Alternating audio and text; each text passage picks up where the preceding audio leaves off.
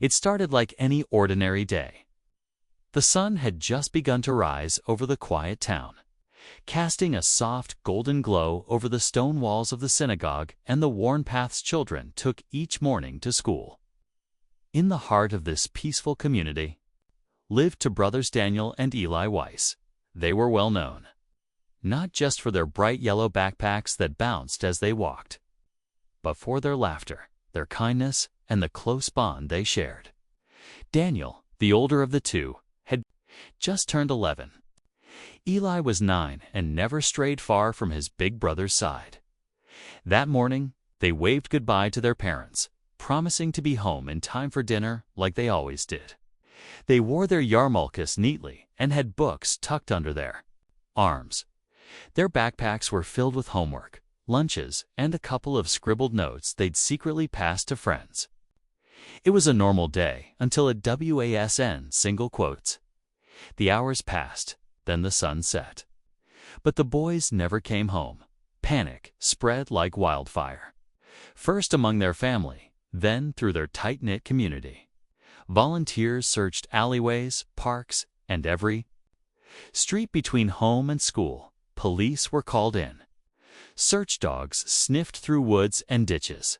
The nearby lake was combed again and again, its still waters hiding no clues at least not then. Days turned into weeks, weeks into months, and finally, years. The yellow backpacks, the laughter, the brothers themselves vanished, as if they had walked through a door and disappeared forever. Their parents never stopped searching, even when others gave up, even when the stories started to fade from headlines and neighbors stopped mentioning the boys' names aloud. Their mother would still place 2 plates at the dinner table. Their father would sit by the window, watching the road, just in case.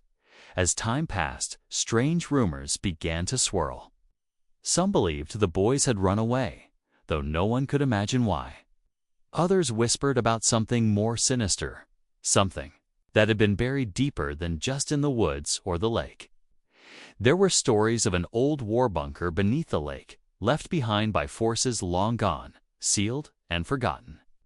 A local diver once claimed he felt something pull at his leg beneath the surface, but his story was dismissed as nerves. No one took it seriously. Not until 11 years later, that summer, a professional diving team came to the area. Part of a documentary exploring forgotten military artifacts submerged in lakes across Europe. The team had heard about strange metallic readings near the bottom of the lake just outside town. At first, it was just a curiosity. A rusted crate here, a bit of decayed machinery there. But one diver spotted something unusual, a large wooden box, half buried in the sediment. It bore an old medical symbol, faded with time, and something else. Markings in German. Curiosity turned into shock as the team unearthed the box. Inside were 2 yellow backpacks, preserved by the cold water. The colors were faded, but still recognizable. Neatly placed on top were 2 yarmulkes, untouched by time. For a moment, no one moved. No one spoke. It was as if the lake itself had been holding its breath all these years, waiting for someone to notice. The discovery was kept quiet at first. Authorities were alerted, and an investigation was immediately reopened. Divers returned, searching the area more thoroughly. Nearby, buried deeper in the mud, they found something else, a large metal emblem, shaped like an eagle with outstretched wings. Its talons gripped a circle with an ancient symbol inside. Historians identified it as a remnant of World War II, one of many symbols from a dark past, one that some feared had never fully disappeared. The town was in disbelief. The boys' parents, now older, were called to identify the backpacks. They didn't need to look twice. They had bought those bags themselves. Daniel had insisted on yellow, said it made him feel like the sun. Eli had just wanted to match his big brother. But how did their belongings end up in that crate under that lake? And more importantly, What really happened to Daniel and Eli Weiss all those years ago? What was once a local mystery was now at the center of national headlines. Conspiracy theories began to resurface, tying the disappearance to long-hidden secrets about the area's history.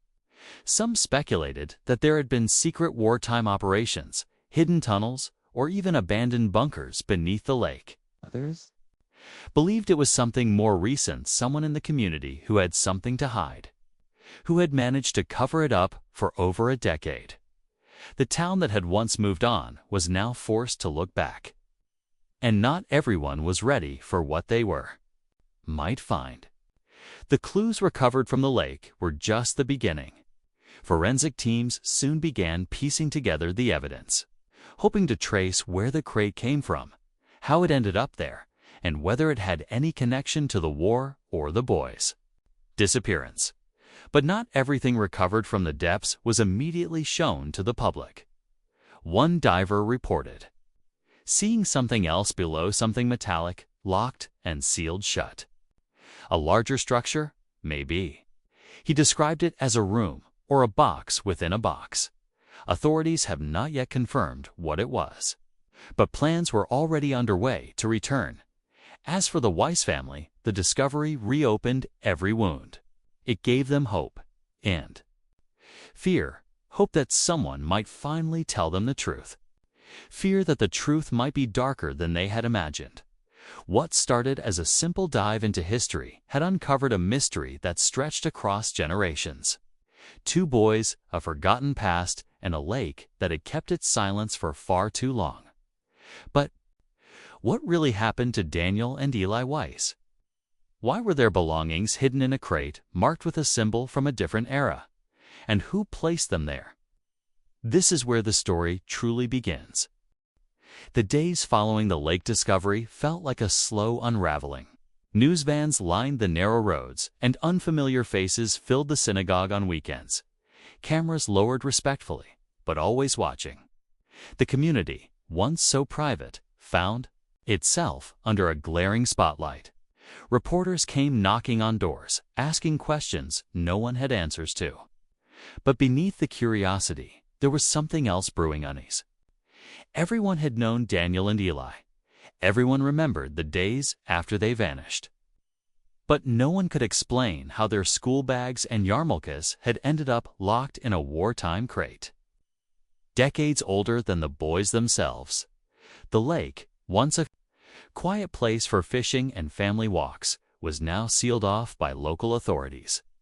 A floating platform had been anchored above the discovery site. Divers worked around the clock, pulling up pieces of history-rusted helmets, scraps of uniforms, decaying wood stamped with faded symbols. But they hadn't found the boys. Not yet. Not a single trace of their bodies. No bones, no clothes. Just those two yellow backpacks, placed side by side like someone had carefully arranged them. That detail haunted everyone back in 2012.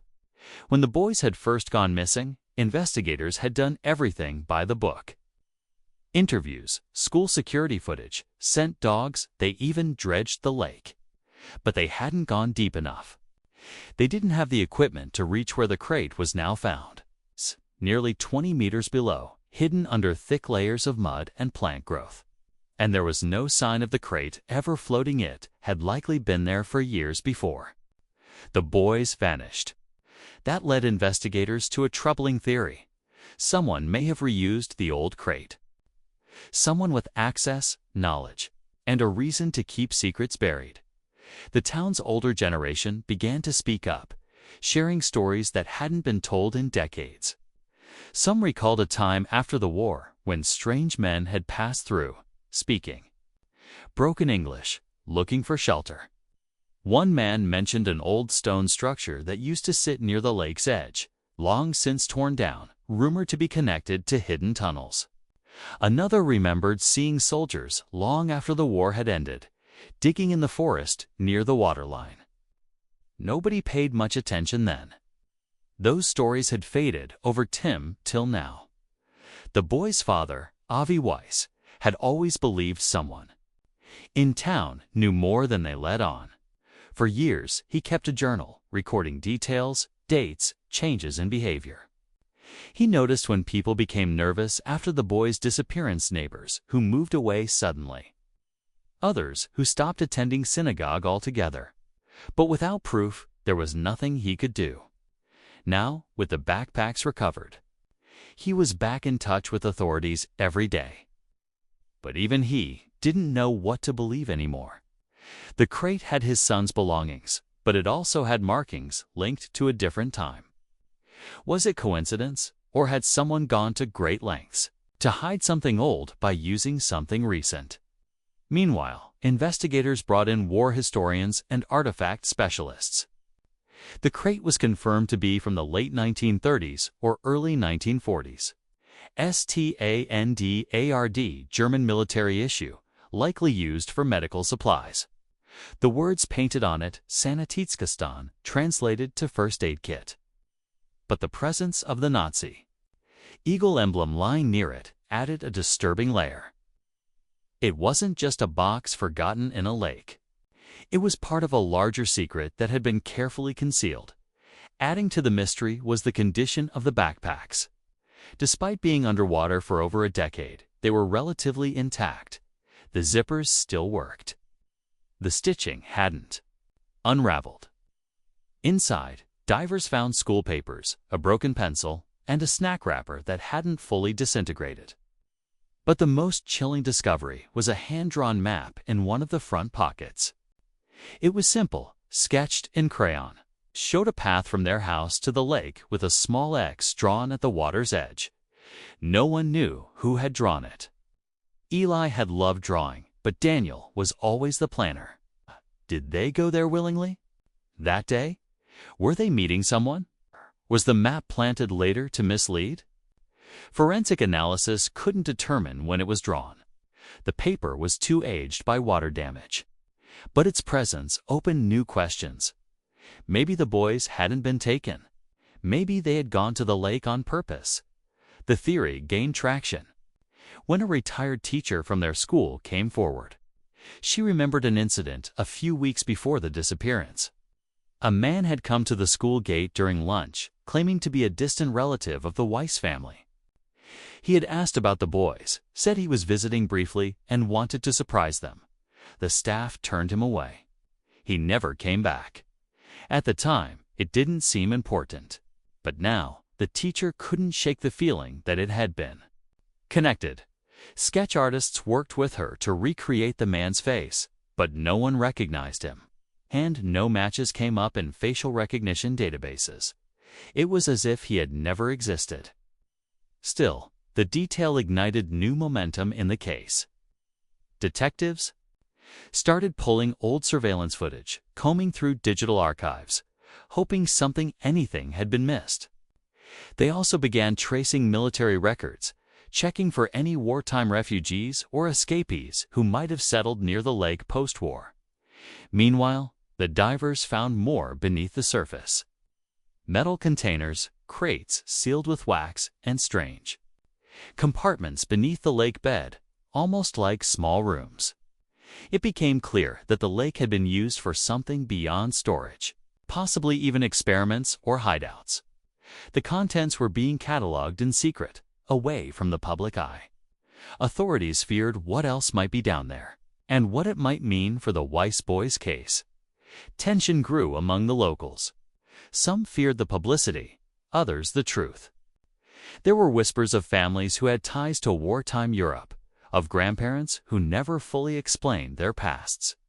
A few people started receiving anonymous notes, urging them to stay quiet. One family even packed up and left overnight. No forwarding address. Just gone. Despite the fear, the Weiss family pressed on. They had waited 11 years for a lead. This was their only chance to uncover what happened to their sons. But they weren't alone anymore.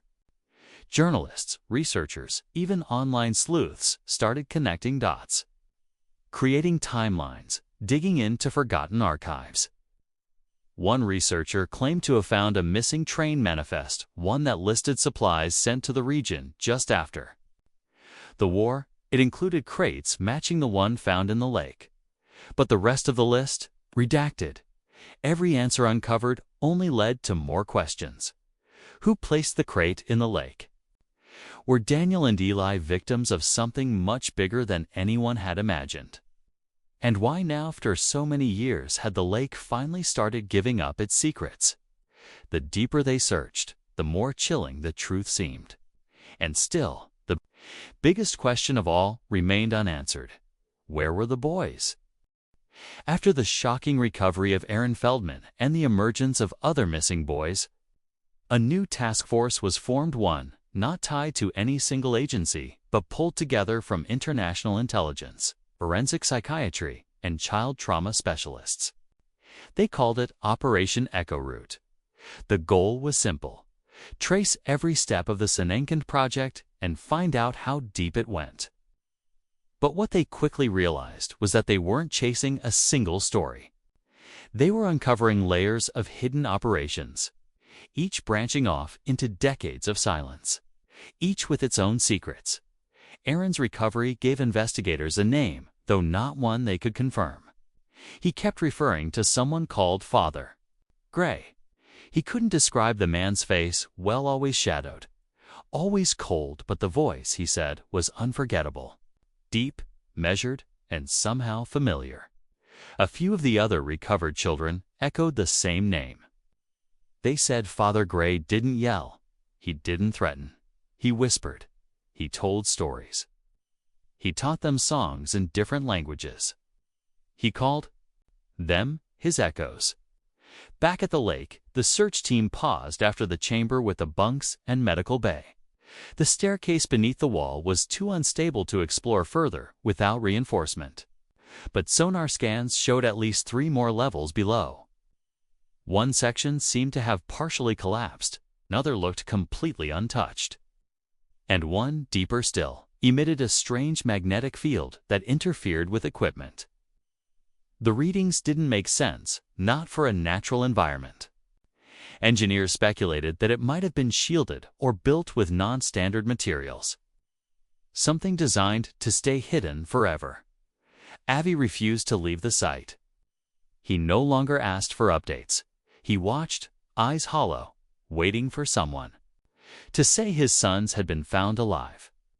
Miriam, meanwhile, began her own quiet search through her late father's belongings. He had been a historian, someone deeply connected to European archives. After Aaron mentioned the name Sinenkind, she remembered an old locked box her father had warned her never to open.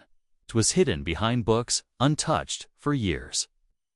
Inside were newspaper clippings, handwritten notes, and one photograph of a group of children from the late 1950s with dark eyes seated in front of a strange emblem.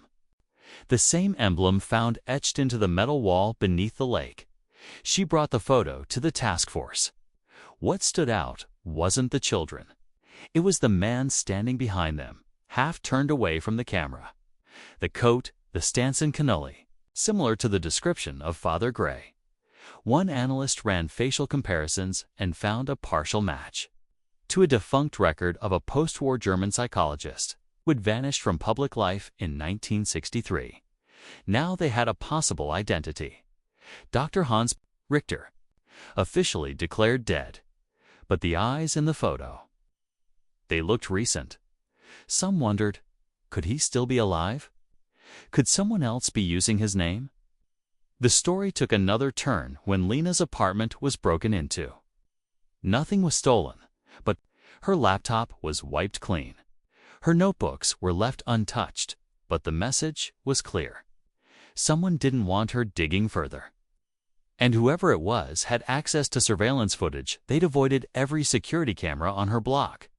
Meanwhile, one of the recovered children, a boy named Nico, who'd been missing since 2007, started drawing.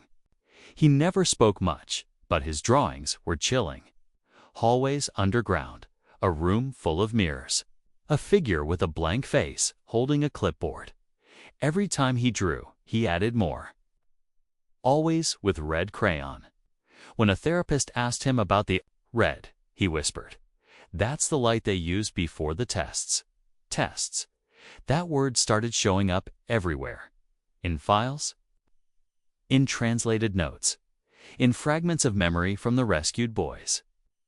There were patterns testing sleep deprivation, noise tolerance, obedience, identity suppression. It was never about physical harm. It was psychological conditioning, breaking bonds, erasing names, rebuilding behavior. And the children who didn't comply. Their files ended suddenly. No photo, no follow-up. At the edge of town, an older woman. Came forward, one who'd lived near the lake since the 1950s. She'd kept quiet for decades, out of fear. But now, watching the news unfold, she told a story no one could ignore. She remembered trucks arriving in the dead of night when she was young. No headlights, covered crates. Foreign men speaking German and Russian. She remembered screams. Then, silence. And once, while walking near the lake early in the morning, she'd seen a group of children in identical gray clothes. Eyes blank, being led single file into the trees. The woman had tried to forget. But the look in their eyes, she never could. Theories began to mount. Some believed Sinangkind wasn't just a remnant of a failed project, it had evolved, changed form. Others speculated it had fractured into smaller cells, operating independently across Europe. What no one could figure out was why. What was the ultimate goal? Control, intelligence testing, behavior engineering for elite purposes. The only thing clear was that the victims were always the same. Young boys between 8 and 12. Most with above-average memory and emotional sensitivity. Quiet, smart, easily overlooked. Then came the intercepted transmission, a shortwave signal. Picked up near the old orchard close to the lake, transmitted only at dawn. The message repeated once every 47 seconds. A string of numbers followed by the words Phase 4 imminent. Echoes must return. No one knew what Phase 4 meant. But the implications were terrifying. Could it mean a retrieval attempt? Could someone be trying to gather the remaining children? Or Daniel and Eliav, alive, being targeted again? The team tightened security around the survivors. Avi and Miriam were moved to a secure location. Lena disappeared from public view. And the lake was now under 24-hour watch. But nothing felt safe. And nothing felt over. Everyone involved knew that what they had found was only the beginning.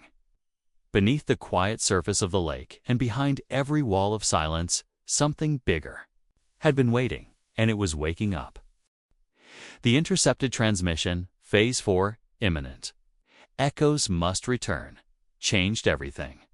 From the moment it was decoded, the mood on the lake shifted. What was once a slow-burning mystery had turned into a race against time. It wasn't just about discovering what happened anymore. It was about stopping whatever was coming next. Authorities didn't say much publicly, but the heavy military presence and blackout of the investigation site said enough. No more journalists were allowed near the water. The floating platform was reinforced with floodlights and armed guards. And deep below the surface, the final layer of the submerged chamber was being prepared for entry. Miriam could barely sleep. She spent hours rereading her father's notes, convinced there was something they'd missed. One entry stood out now more than ever. It was dated 1981, written in shaky pen. Echo patterns repeating. Same lake, same age, same silence. Someone has restarted the engine. She didn't know what engine he meant, but now, with the growing unrest, she feared he had known exactly what was buried all those years ago. Lena was moved again after receiving a second warning. This time, not just a message, but a physical object left at her temporary safe house.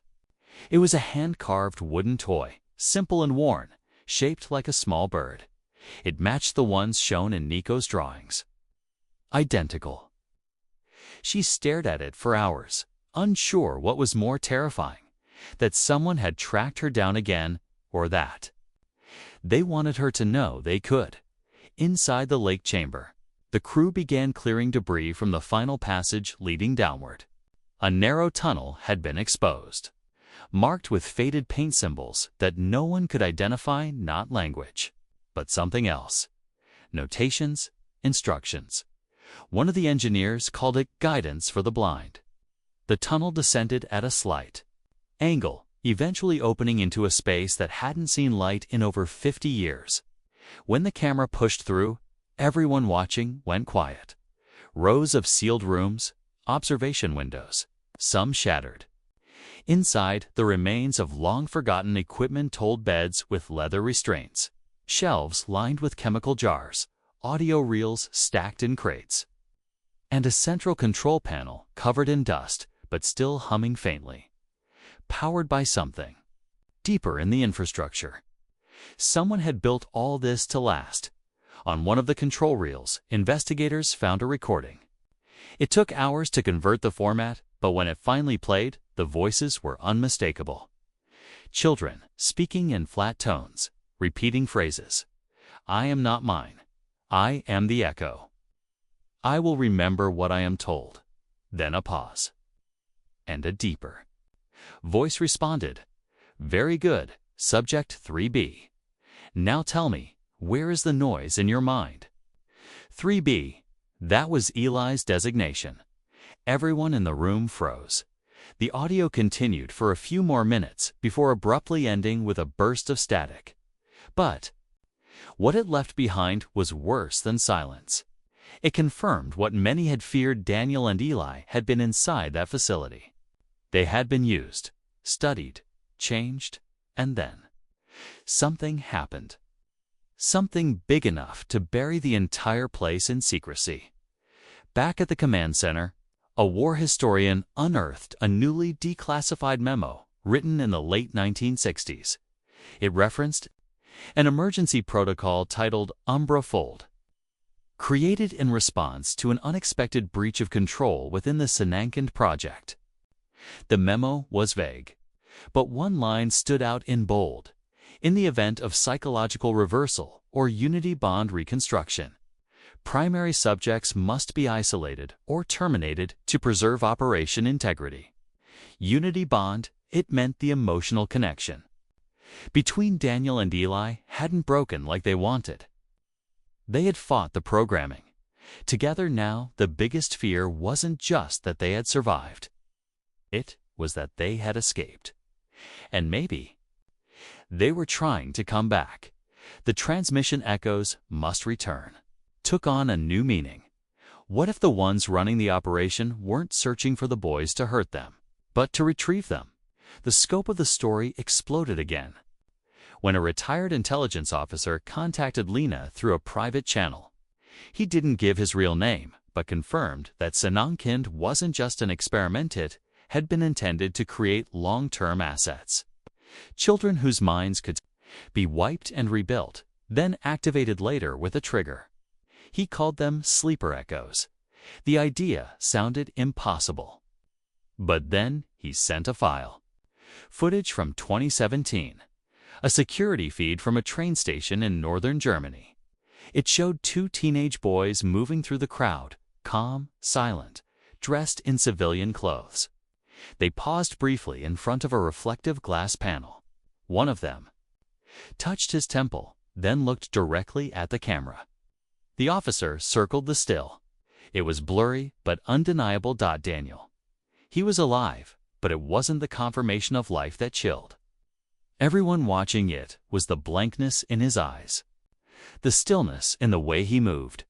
It didn't feel like the Daniel anyone had known. It felt like someone else had taken over. Everything was accelerating now. Multiple agencies confirmed sightings of similar teenage boys in different countries. Always alone, always quiet, always moving from place to place with no trace of origin, and always wearing something yellow: backpack, scarf, shoelace, a marker, a memory, or maybe a signal. The tunnel beneath the lake was closed again for safety, but the question lingered above the surface.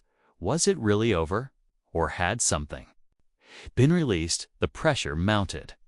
Avi began having dreams he said they didn't feel like his own. He woke in the night, convinced he had heard his son's voices calling to him, whispering the words, "We are not lost. We are returning." None of the recovered boys had full memories, but when asked where they believed the others were, they always said the same thing. They're following the map. But no map had ever been found until Lena remembered the drawing recovered from Eli's backpack all those years ago, the crayon sketch showing a path to the lake, with an X by the water's edge. She examined it again. This time she realized something. The lines weren't random. They matched the tunnel layout beneath the chamber. The X wasn't the lake, it was what lay beyond it. Whatever Daniel and Eli had discovered, whatever they had resisted, it wasn't gone. It was spreading. Dot and the echoes were already on the move. Lena stared at the map for hours, tracing the crayon lines with her fingers like they were trails left behind by ghosts. Something about the drawing felt intentional, not like a child's random sketch, but a coded message. When she overlaid it onto the latest underground scan of the lakebed, the connection became unmistakable. The tunnel extended beyond what they had excavated. But the map didn't stop there. It turned sharply, veering toward a wooded area just outside the lakes. Perimeter, land that had never been part of any search. It was private property, owned by a trust registered under a shell corporation that hadn't filed activity in over 20 years. The next morning, the task force sent in a drone. At first, it picked up nothing, just dense trees and swampy ground. But after circling low for a few passes, the drone's heat sensors caught something beneath the earth. A temperature anomaly, faint but persistent, like a machine, still running, buried deep. They brought in a small excavation team. Quiet, no press. Within 2 hours, they uncovered what looked like a rusted ventilation shaft, completely overgrown with vines and thick moss. It was sealed, welded shut from the inside. But just beneath the grate, they found scratch marks, small, uneven, like fingernails. And beside it, a piece of yellow cloth wedged into the metal seam. The team fell silent. No one spoke it, but every mind jumped to the same terrifying thought. Someone had tried to escape. Or worse, had been buried alive. The decision was made to break it open, but it would take time. In the meantime, Lena continued digging through the files recovered from the sunken chamber. One of the reels, when enhanced for audio clarity, revealed a second layer of sound, almost like a low-frequency transmission buried beneath the spoken recordings. A tech analyst cleaned it up and boosted the volume. The message was short. Just a phrase, repeated every 11 seconds. Echoes overwrite. Origin, memory is illusion. Code returns to source. Everyone in the room froze. The implications were massive. If Sinan Kind was experimenting not just with conditioning, but actual identity suppression, replacing memories, implanting false origins, it meant these children didn't just forget who they were. They were being rebuilt into something else, something programmable. And it wasn't just psychological. Back at the secure location where the rescued boys were being monitored, Nico suffered a seizure. He hadn't shown any medical issues before, but this one was violent, with neurological spikes the doctors couldn't explain. When he regained consciousness, he asked for a mirror. Then he said something that shook everyone in the room. "This isn't my face." The doctors ran a full scan. They found minor surgical marks behind his ear, at the base of his neck, barely visible. The kind you wouldn't notice unless you were looking. But they weren't recent. They were old. Possibly done years ago. But why? That's when another piece clicked into place. The intelligence officer who had shared the train station footage contacted Lena again. He told her about an intercepted communique dated 6 months before Daniel and Eli's disappearance. It mentioned an upcoming reboot sequence and a list of candidates. But next to Daniel and Eli's names wasn't the word capture. It was exchanged suddenly. A new theory emerged, one no one wanted to believe. What if the boys who had vanished weren't taken to be experimented on? What if they were replaced? The idea sent ripples through the entire investigation. The relatively preserved backpacks, the neatness of their placement, the way the map had been left behind, it all began to look like a breadcrumb trail carefully constructed. What if Daniel and Eli hadn't just disappeared? What if they had been used to cover the arrival of something or someone else? Avi was shown the footage again. The boy in the station. The posture, the expression. His heart ached to believe it was his son.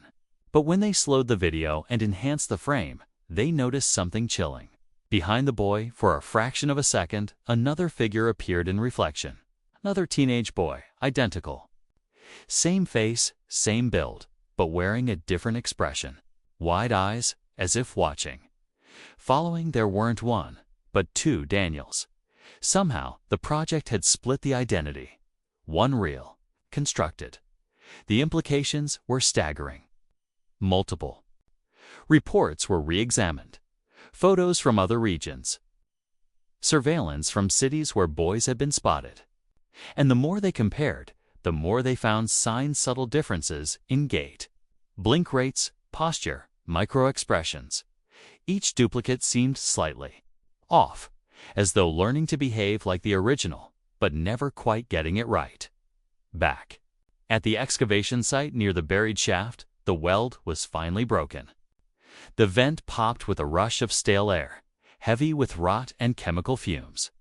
A narrow ladder led downward, and a small reconnaissance camera was sent first.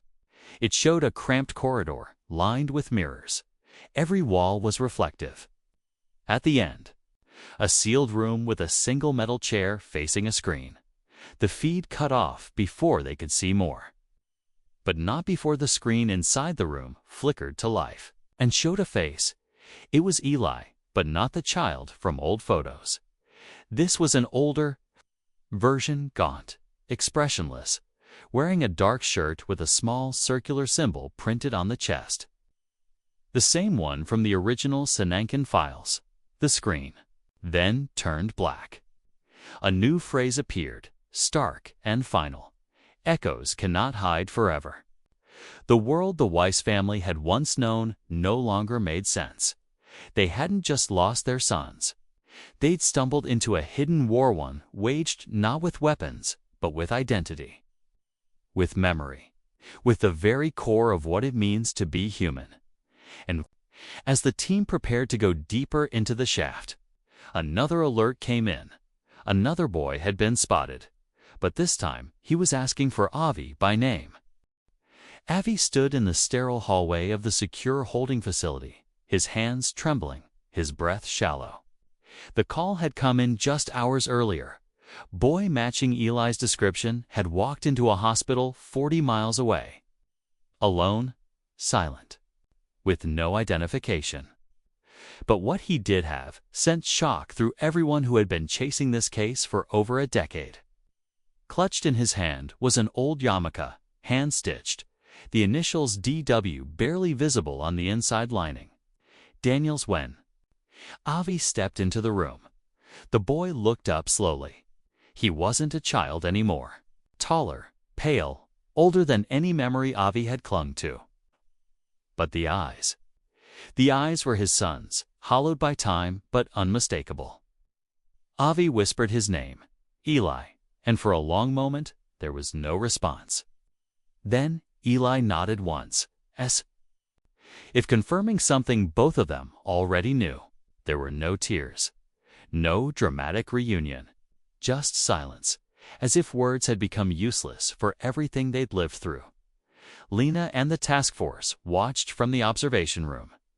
Eli didn't speak until hours later, when the psychiatrist left the room and Avi sat beside him again, gently holding his wrist. Eli's voice was soft, raspy. "They didn't break Daniel," he said. "They tried, but he kept remembering. Me, you, everything. He wouldn't let them rewrite him. Kay paused, eyes fixed on the floor. So they made another. The truth came flooding out in pieces. Eli and Daniel had been kept together for nearly a year before the project separated them. When conditioning failed, when their emotional bond resisted every method, they were labeled non-compliant. That's when the real nightmare began. The scientists built a new version of Daniel, using behavioral implants, visual patterning, and memory triggers. They created a copy not just in appearance, but in personality. And the copy was obedient. The real Daniel, Eli said, had escaped. Somehow, he'd sabotaged part of the lower facility, flooding a section and setting off internal alarms. Eli didn't know how he did it, but in the chaos, they were separated. He never saw Daniel again, only the copy. Meanwhile, beneath the lake, the final chamber had been opened. Inside was a sealed containment pod, one that hadn't been touched in years. The backup generator was barely running, the lights dim. Inside the pod was a body, male, mid-teens, deceased. The identification bracelet on the wrist read subject 3A. Daniel Weiss. Or at least, that's what everyone believed, till the autopsy revealed something shocking. The dental records didn't match. The DNA showed inconsistencies. Enough to prove this wasn't Daniel. This was the copy. Back at the facility, Lena reviewed security camera footage from the hospital where Eli had turned up. One frame in particular made her stomach drop. It showed a man outside the emergency room just moments after Eli entered. He never came in. Just watched from a distance, then disappeared into the street crowd. The facial recognition software couldn't confirm it, but Lena knew. It was Daniel. He had survived, but he was still running. And the final twist came not from the task force, not from the facility, but from something Avi found tucked inside Eli's old yellow backpack. A small encrypted thumb drive wrapped in waterproof plastic. When decrypted, it revealed files not from the past, but the present. Logs, locations, activation codes, and a list of names. Children recently abducted, some not even reported missing yet. The project wasn't just surviving, it had started again. Only this time, it wasn't underground, it was digital. The Sinankind project had evolved, no longer hiding in bunkers or behind stone walls. It was now woven into online education platforms, behavior tracking tools, and neurofeedback apps. Every parent uploading their child's biometric data unknowingly fed the system. And the new phase. It didn't require taking children physically anymore, just reshaping their thoughts through algorithmic design. The truth stunned everyone. Daniel had uncovered this before he vanished. That's what he'd been running from, and maybe what he'd been trying to stop. Avi and Miriam stood together on the lake's edge days later, looking out over the still water. They had found one son, but not the other. Yet somehow, they knew. Daniel was still out there, watching, waiting, fighting in his own way. And in Eli's silence, in his slow healing, they found something they hadn't felt in years. Hope. But as the screen faded to black and the last files loaded into evidence, one final message popped up, timed, encrypted, written by Daniel himself. They aren't looking for me anymore. They're looking for who's next. Don't let them choose. And with that, the story wasn't just about two boys lost. It became a warning for every parent, every child, every system that thinks it knows who we are, because in the world of echoes, the line between memory and manipulation is thinner than anyone ever knew. The weeks that followed were filled with quiet unraveling. Eli stayed with his parents in a protected safe house miles away from the lake. Surrounded by plain furniture and plain walls, a space designed for healing. He didn't speak much in the beginning, mostly listened. Avi read to him at night, just like he used to when the boys were young. Old stories from the Torah. Quiet lessons about courage, family, memory. And sometimes, late at night, Eli would whisper bits of what he remembered. Not the experiments or the rooms, but flashes of Daniel's face, the way he smiled when they hid under the covers, the way he held his hand right before the alarms went. Off in the underground compound, Miriam started a foundation in their son's name's knot for publicity. Not for attention, but to track down and prevent the hidden systems that had made Sinunkin possible. The files from the thumb drive were handed to multiple governments, and while not all acted on the information immediately, enough did to begin dismantling parts of the digital structure that had quietly taken hold. Child safety advocates began, working closely with tech platforms, issuing new guidelines for biometric data collection and usage. The story of Daniel and Eli became a catalyst not just for justice, but for change. Lena returned to her apartment only once to collect her notes and drawings, the evidence board that had taken over her wall. She stood there a long time, just staring at it. It had all started with 2 missing boys and a quiet lake. And now, it had become something no one had expected proof of how deep silence could run when it was wrapped in science. Secrecy and systems too complex to question. She never reopened the board. She boxed it all up and mailed it to a journalist she trusted overseas. Then she walked out without locking the door. The final excavation beneath the lake was completed under heavy security. What they found buried beneath the mirrored corridor was a smaller chamber, half-flooded, lined with rusted filing cabinets sealed in waterproof containers. Inside were years of log subjects, experiments, outcomes, failures. It confirmed what they had feared. The project had tested on hundreds of children. Not all had survived. The data was dense, coded, and painful to process. But it gave closure to families who had been waiting for names that had disappeared from systems without a trace. Among those files was something unexpected: a letter, handwritten, folded between 2 pages of lab notes. It was addressed simply, "To my brother." It was Daniel's handwriting. In it, he apologized to Eli for the moments he couldn't protect him. He described how he'd memorized the layouts, how he'd sabotaged the airlocks to flood the tunnels, and how he'd managed to get the thumb drive out through an old access hatch built into the foundation. He ended with one sentence that stopped everyone who read it. "If you're reading this, it means I made a choice to stay behind. Because if someone doesn't close the loop, it keeps going." That sentence carried weight. Daniel had sacrificed his own escape to ensure the story got out. He chose truth over safety. And in doing so, he'd made sure the echoes stopped with them. Eli never asked to see the footage of the second Daniel again. He said he didn't need to. He knew the real Daniel was gone, but not lost. Not in the way the world defines it. Because his brother had left behind something no copy ever could or will. A choice, a sole dot. In the following months, the lake was drained partially to prevent further collapse. Authorities declared it a closed site, now classified as a historical trauma zone. No public memorial was built, but one quiet plaque was placed near the water's edge, behind the trees. It read, "For the children whose names were taken, and the ones who fought to remember them." The Weiss family eventually moved out of the town, starting over in a quieter place. Eli began therapy, music lessons, and slowly he started to laugh again.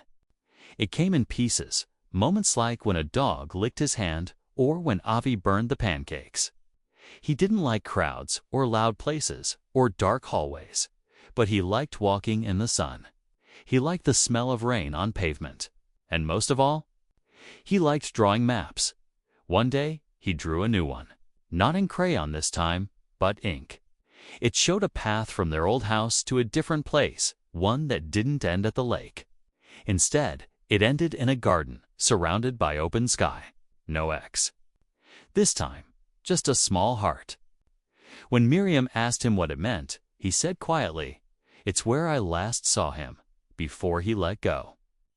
Lena's report on the case eventually went live under a pseudonym, published through an encrypted server hosted by a coalition of journalists and digital rights organizations. It was read by millions. Parents started asking more questions. Companies were forced to issue transparency statements. Whistleblowers stepped forward. And though it would take years to fully untangle what had happened, the world could no longer pretend that the digital space was separate from the real one. Daniel's message: they aren't looking for me anymore. They're looking for who's next. Don't let them choose. Echoed in forums, classrooms, and policy meetings. Became a reminder of how fragile identity can be in the hands of those with power and no conscience. And yet, the story didn't end with fear. It ended with something quieter. A boy came home. A family, though changed, stayed whole in the ways that mattered. And somewhere out there, in the vast, tangled web of surveillance and silence, the memory of one brother's sacrifice kept another alive, not just in body, but in hope, because sometimes the loudest resistance isn't a scream, it's a whisper that refuses to forget.